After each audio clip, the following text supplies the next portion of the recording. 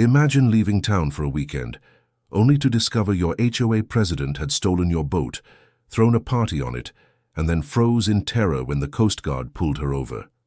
This is the story of how one man's trust was betrayed, how arrogance turned into humiliation, and how justice came in the most unexpected way. For Marcus Langston, life by the marina was more than just peaceful. It was personal. His boat, the Liberty, wasn't just fiberglass and steel. It was the pride of his late father, restored and polished until it gleamed under the sun. Every summer Marcus would take it out, fish with his nephews, or just drift quietly across the water, letting the waves wash away the noise of the world. Marcus, a hard-working black engineer, had bought the lakeside property to escape the chaos of the city. But there was one thing he hadn't escaped: the Homeowners Association. From the moment he moved in, the HOA board eyed him differently. They sent letters about grass length and dock maintenance. They nitpicked every detail, hoping to make him feel like he didn't belong. But Marcus was calm, patient. He followed the rules, paid his dues, and stayed out of trouble, or so he thought, because while he was away for a family wedding one summer weekend, the HOA made a choice that would change everything. It started with whispers at the marina. Neighbors noticed the HOA president, Linda Collins, and a group of her friends boarding Marcus's boat late one Friday evening. Music blared, laughter carried across the lake, and by midnight, the quiet cove had turned into a floating party. The problem? They hadn't asked permission. Linda had always envied Marcus's boat. She called it wasted on him, telling others he didn't fit in with the boating crowd. So when Marcus left town, she saw her chance. She claimed she was just borrowing it for community use, but this wasn't a picnic on the dock. Linda and her friends loaded coolers of alcohol, cranked up the speakers, and took the Liberty far into open water. They thought they were untouchable. That no one would notice. That Marcus would never find out. They were wrong, because late that night, while champagne bottles popped and phones flashed selfies, red and blue lights appeared across the waves. The US Coast Guard was pulling alongside.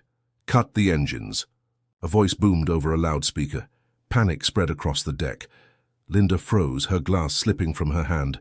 The Coast Guard boat pulled closer, officers stepping aboard with stern expressions. "Whose vessel is this?" one demanded. Linda stammered. Mine. Yes, mine." The officer narrowed his eyes. "Registration doesn't say that. This vessel is registered to Marcus Langston. Are you Marcus Langston?" Silence. Linda's friends looked at her wide-eyed. She swallowed hard, her arrogance slipping into fear. The Coast Guard checked the hull number, ran it through their system, and within minutes confirmed this wasn't hers. She had taken it without permission, and worse, the boat had been stocked with alcohol, while some of her guests were underage.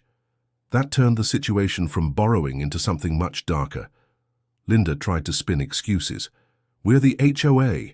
We were just, making sure the boat was being used responsibly." But the officers weren't buying it. They issued citations, documented everything, and escorted the boat back to the marina under flashing lights. By dawn, word had spread across the community. The HOA president had been caught red-handed stealing Marcus's boat. When Marcus returned Sunday evening, neighbors rushed to tell him what happened. His heart pounded as he walked down to the marina. There it was, the Liberty, tied up but scarred. Beer cans littered the deck, scratches marred the paint, and the once pristine cabin reeked of alcohol and smoke. Marcus clenched the railing until his knuckles turned white. This wasn't just disrespect, it was vandalism of his father's legacy. He demanded a meeting with the HOA. On Monday night, the board gathered. Linda sat at the head, sunglasses hiding her eyes, her voice trembling, as she tried to spin the story. "It was a misunderstanding," she said. "The boat wasn't being used. We thought—" Marcus slammed a folder on the table. Inside were the Coast Guard reports, citations, and photos of Linda's party. "You thought wrong," Marcus said. His voice was calm, but his eyes burned. "This isn't a misunderstanding. This is theft, and it's federal property crime." Gasps filled the room. Linda's smile vanished. The HOA had no defense. Marcus pressed charges. With the Coast Guard report in hand, the sheriff's office opened an investigation. Linda was forced to step down as HOA president within days, but the story didn't end there.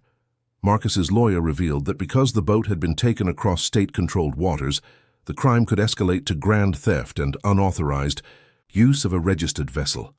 Linda faced not just fines, but possible jail time. The community turned on her. Neighbors who had once followed her every word now whispered about her arrogance, her downfall, her humiliation under flashing lights. And Marcus, for the first time since moving in, he felt something new. Respect. Because he hadn't raised his voice. He hadn't lashed out. He had let the truth and the law do the talking. The HOA never targeted him again. In fact, they avoided him altogether, and every time Marcus walked past his boat, neighbors gave him a nod, not of pity but of admiration. This wasn't just about a stolen boat, it was about arrogance meeting accountability, about how power, abused, always collapses under its own weight. Linda thought she could take what wasn't hers, that she could intimidate, lie, and get away with it because she had a title. But when the Coast Guard lights flashed across that lake, all her confidence vanished. And Marcus, he didn't just reclaim his boat. He reclaimed his dignity, his peace, and his place in the community. Sometimes justice doesn't roar. Sometimes it sails quietly, until the moment the law boards the deck. If this story gave you chills, make sure to like this video, subscribe, and hit the bell so you never miss another tale of justice, resilience, and revenge. Now let me ask, if you were Marcus, would you have pressed charges against the HOA president, or let the humiliation be punishment enough? Comment your thoughts below. I'd love to hear your take, and remember, arrogance may float for a while, but when the law shows up, it always sinks.